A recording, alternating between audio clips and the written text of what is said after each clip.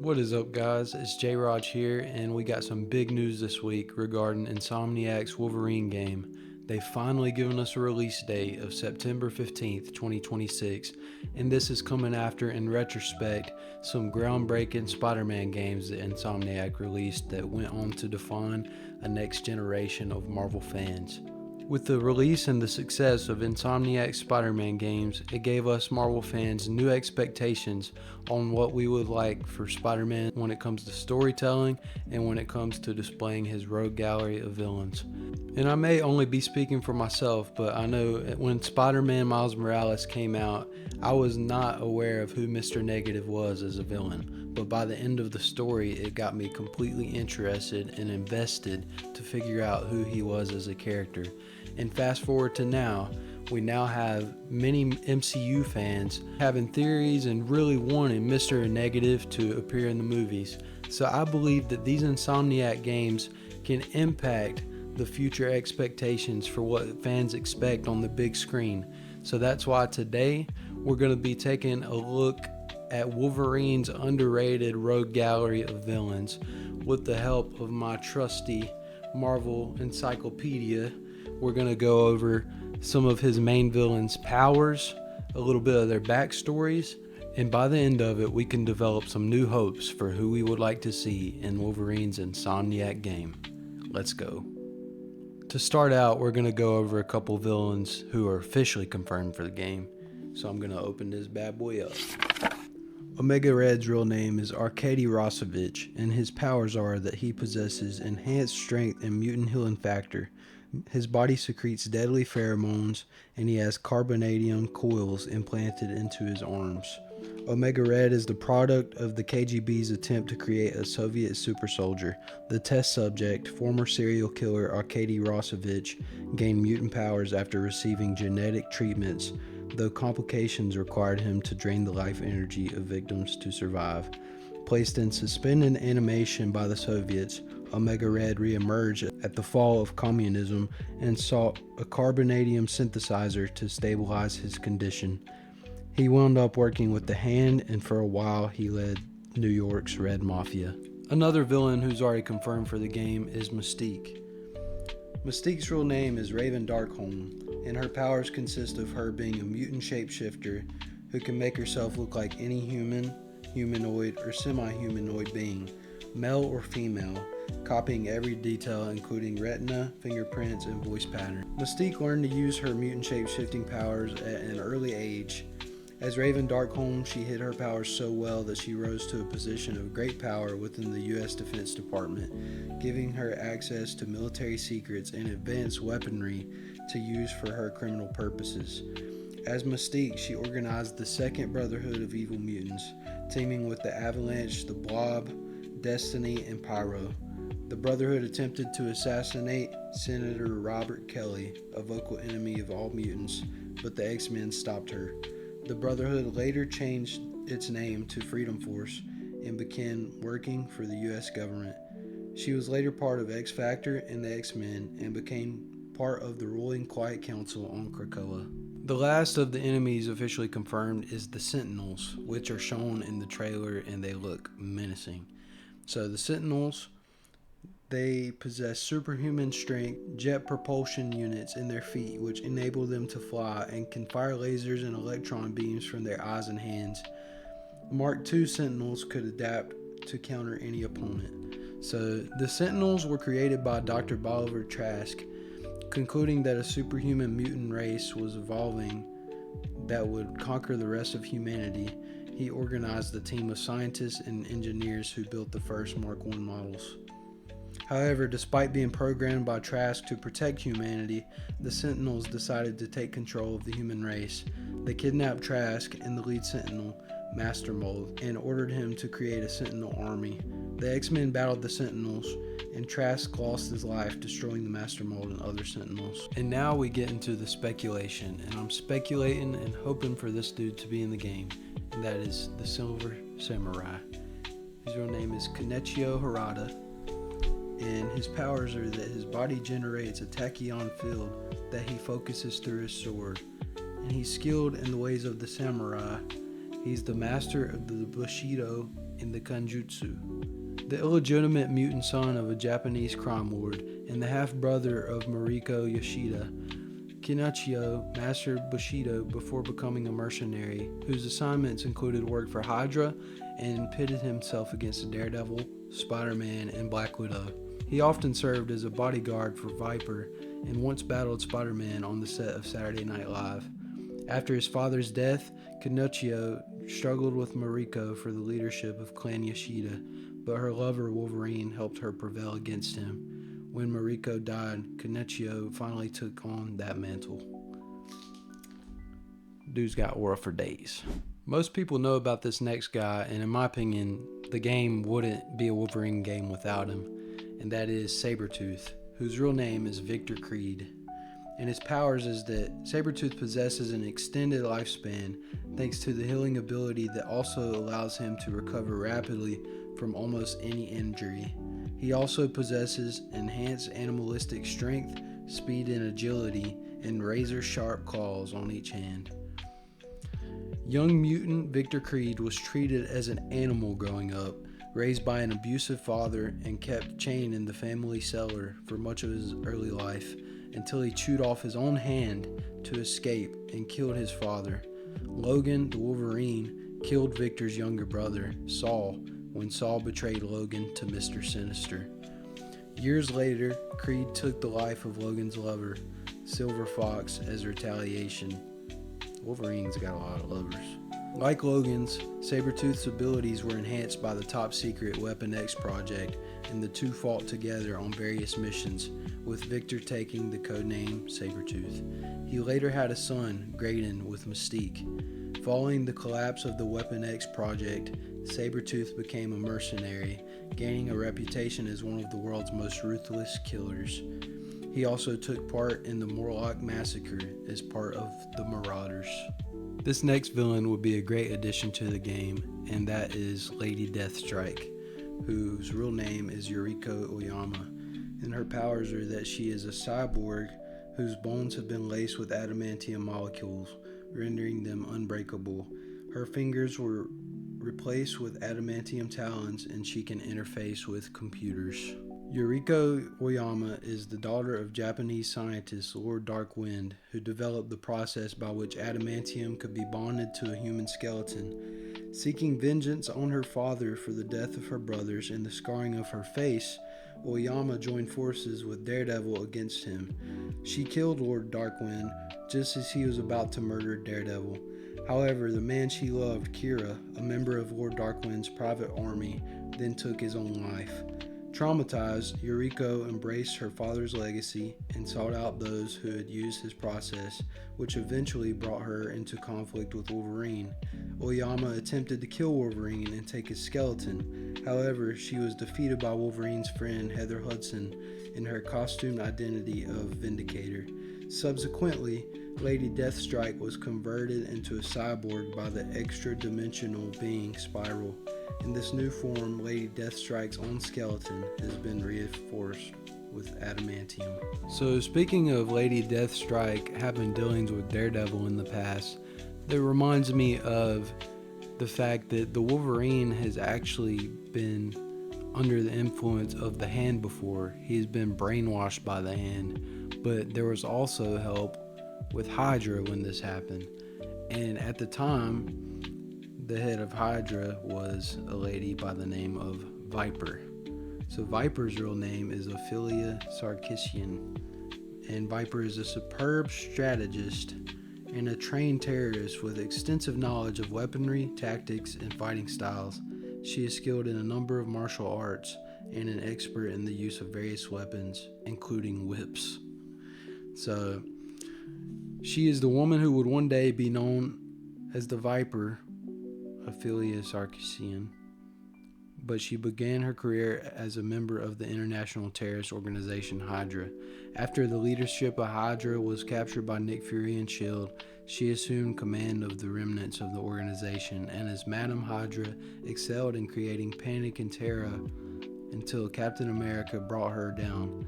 Madam Hydra later resurfaced in Virginia, where she murdered Jordan Strike, a costume criminal known as Viper. and he was being escorted by U.S. Marshals to Washington, D.C. She stole his costume and, assuming his name, took command of the Serpent Squad, which turned into a terrorist unit. After that, both alone or in concert with allies such as the Silver Samurai, Baron Strucker, and the Red Skull Viper, continued to cause chaos and anarchy. She and the Silver Samurai were lovers, although she once forced Wolverine to marry her. For a while, Viper ran the nation of Madripoor as its dictator, but S.H.I.E.L.D. and Iron Man overthrew her. So when it's talking about she forced Wolverine to marry her, that was when Wolverine was being influenced by the Hand, and Hydra was also involved in brainwashing Wolverine. So Wolverine, he was involved in Madripoor, and if she were to marry him, it would give her the power that she ended up being granted because she forcibly had Wolverine marry her. That's crazy right there. So this next villain falls more on the wild side of Wolverine's villains, and that is Wendigo. Wendigo is a forest creature that roams around the Canadian wilderness and is 9 foot 7 inches tall and weighs a whopping 1,800 pounds, bub. But anyway, he has mystically enhanced strength, stamina, and reflexes, and he's nearly indestructible with slashing claws on his hands and feet. He uses his mystical powers and mystically powered strength to go toe-to-toe with superpowered opponents. An ancient curse dooms anyone who consumes human flesh in the Canadian wilderness to become a Wendigo, a savage and near mindless creature covered with shaggy white fur. The hunter Paul Cartier became one of the earliest Wendigos after resorting to cannibalism to survive in a snowed-in cave. Cartier tried to transfer the curse to the Hulk, but his hunting companion George Baptiste voluntarily became the new Wendigo. Many more Wendigos have since appeared, including fur trapper Francois Lartigue and cryptozoologist Michael Fleet. The Canadian government, apparently hoping to exploit the creature's superhuman attributes, employed a Wendigo operative code named Yeti as part of its Weapon Prime program. During its time with Weapon Prime, Yeti attacked Cable's X-Force as well as the hero North Star.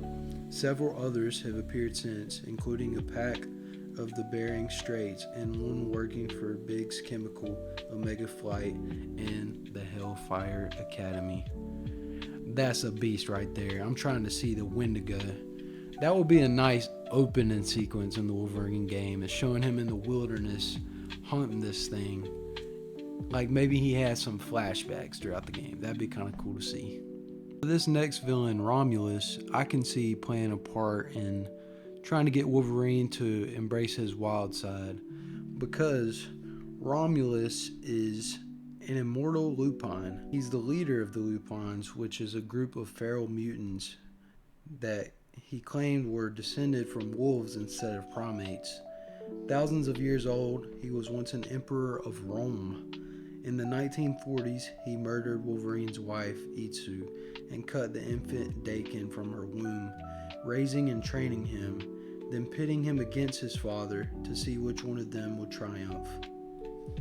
And also, like, there's theories that Wolverine and Sabretooth are both part of the Lupines, which is a type of mutant that's considered to be descended from wolves.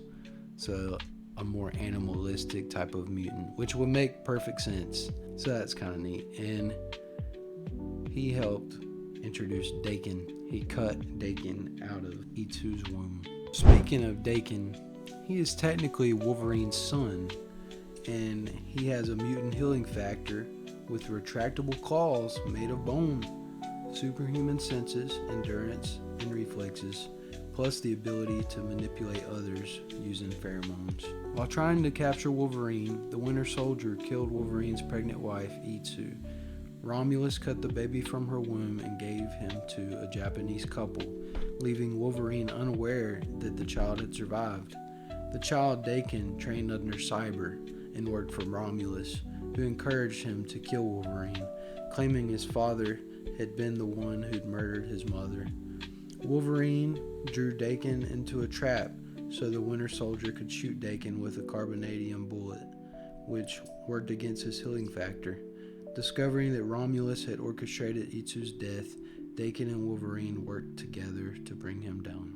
The father-son dynamic might be neat to see in the game. You know, that seems like a tense rivalry, a real deep story for sure. But it did mention this dude by the name of Cyber in the description when we were talking about Dakin. And Cyber is someone that I really hope for the Wolverine game because his character design looks sick. I, until recently, didn't know that much about him, but when I looked into him, I was like, bro, this guy needs a little more attention.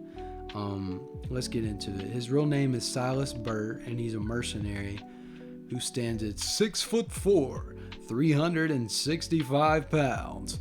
That's a big boy, bub. And he's got superhuman strength, mutant healing, the ability to track brain patterns, adamantium laced skin, claws containing poisons or hallucinogens, and a cybernetic eye. And this says Silas Burr trained Logan during World War I, and also decades later, Logan's son Dakin. After being shot and left for dead by Dakin, Burr's skin was laced with adamantium and he was given adamantium claws. As Cyber, Burr lost an eye in a clash with Wolverine. He died when his flesh was consumed by a mutant Deathwatch beetles, but returned in astral form to possess another mutant's body. He hired the Tinkerer to enhance his body, but it had a bad heart, and Cyber eventually died. He was resurrected again and became the new Hornet, working for Silas Thorne, which pitted him against the Scarlet Spider. That seems like a cool rivalry too, Scarlet Spider and Cyber. Anyway, hopefully we see him in the game. So to me, this next villain is kind of the most unique and interesting, kind of weird but kind of cool at the same time, and that one is Bloodscream. Bloodscream, he's not a true vampire, but he has many vampire powers, which include superhuman strength, agility, accelerated healing, hypnotic ability, and he can also kill or cause bleeding by touch. So Bloodscream was once a 16th century sailor whom a necromancer turned into a pseudo-vampire, a condition that could only be cured by drinking an immortal's blood. Centuries later, Bloodscream, now a Nazi soldier, encountered Wolverine. Meeting Wolverine again decades later, Bloodscream saw the mutant hadn't aged. Assuming Wolverine was immortal, Bloodscream has hounded him ever since. So this is a villain that could be entertaining to see, like kind of quirky, but also kind of neat, you know. So that was a quick rundown of the villains I would like to see in Insomniac's Wolverine game that comes out on September 15th. As I said, I think that Insomniac's choices on what villains they include could really be groundbreaking for some of these characters. I used the example of Mr. Negative in the Insomniac Spider-Man games. He became kind of like a breakout villain that people wanted to see more of in the future. And I feel like this Wolverine game can serve the purpose of shedding a lot of light on some villains that maybe people didn't know about before, and give fans of the next generation new expectations for the future. And we all win when that kind of stuff happens as Marvel fans. The more characters that get shed light on, the more entertaining things can be, the more unpredictable they can be, and just the more fun it is, because you think, okay, what could they throw out there next? It's a lot of fun just leaving people guessing when they're willing to kind of break barriers, I guess we should say, with including characters you wouldn't originally think they would. But yeah, I want to just give it thanks to this amazing tool, the Marvel Encyclopedia. It's an awesome tool for any kind of Marvel facts. It has a profile for almost any character you can think of, and yeah, that helped me a lot when I was making this video. So anyway, can't wait for September 15th, and I really appreciate all y'all tuning in. We can all be hyped together about this game coming out. And if you enjoyed this video, just know my channel, we got more and more stuff coming similar to this. So feel free to like and subscribe. Let's go, bub.